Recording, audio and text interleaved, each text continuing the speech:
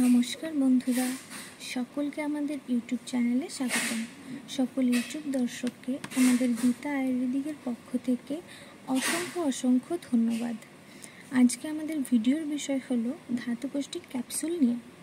তো বন্ধুরা, একটি আয়ুর্বেদিক ধাতুকৌষ্টিক ক্যাপসুল দিয়ে জীবনী শক্তি বৃদ্ধি করুন, প্রাকৃতিকভাবে শক্তি বৃদ্ধি করুন। এই ক্যাপসুল সামগ্রিক সুস্থতা, শারীরিক এবং যৌন স্বাস্থ্যের উভয়ের ওপর ফোকাস করে, শক্তির মাত্রা বাড়ায়, স্ট্যামিনা উন্নত করে এবং সামগ্রিক জীবনী শক্তিতে অবদান রাখে। এটি অনাক্রম্যতা বাড়ায় এবং বীর্যপাতের পূর্বের চিকিৎসা, তাড়াতাড়ি বীর্যপাতের চিকিৎসা, ইডি চিকিৎসায় সাহায্য করে। আয়ুর্বেদিক ধাতুকৌষ্টিক ক্যাপসুল হলো আপনার আরও উদ্যমী এবং পরিপূর্ণ জীবনের প্রাকৃতিক পথ।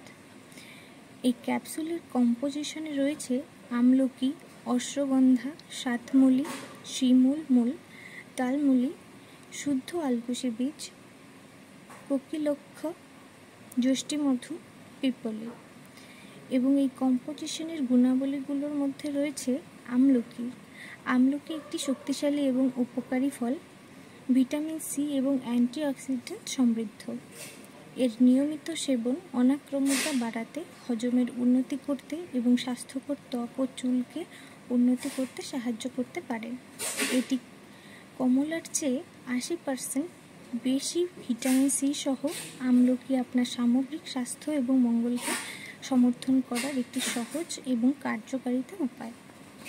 এরপর আসি অশ্বগন্ধা একটি প্রাকৃতিক সম্পূরক যা মানসিক চাপ কমাতে এবং সামগ্রিক স্বাস্থ্যের উন্নতির জন্য পরিচিত। এটি মস্তিষ্কের কার্যকারিতা বাড়াতে এবং পেশি শক্তিকে উন্নতি করতে পারে। এর প্রদাহ বিরোধী বৈশিষ্ট্যগুলির সাথে অশ্বগন্ধা স্বাস্থ্যকর রোগ প্রতিরোধ ক্ষমতা বাড়াতে এবং উদ্বেগ কমাতে সহায়তা করতে পারে। যষ্টিমধু আয়ুর্বেদিক ওষুধে ব্যবহারের দীর্ঘ ইতিহাস সহ এটি প্রাকৃতিক প্রতিকার।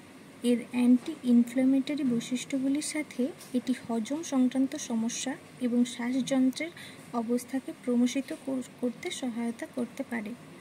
এর অ্যান্টিঅক্সিডেন্ট বৈশিষ্ট্যগুলি স্বাস্থ্যকর ত্বক এবং একটি শক্তিশালী ইমিউন সিস্টেমকেও উন্নতি করতে পারে।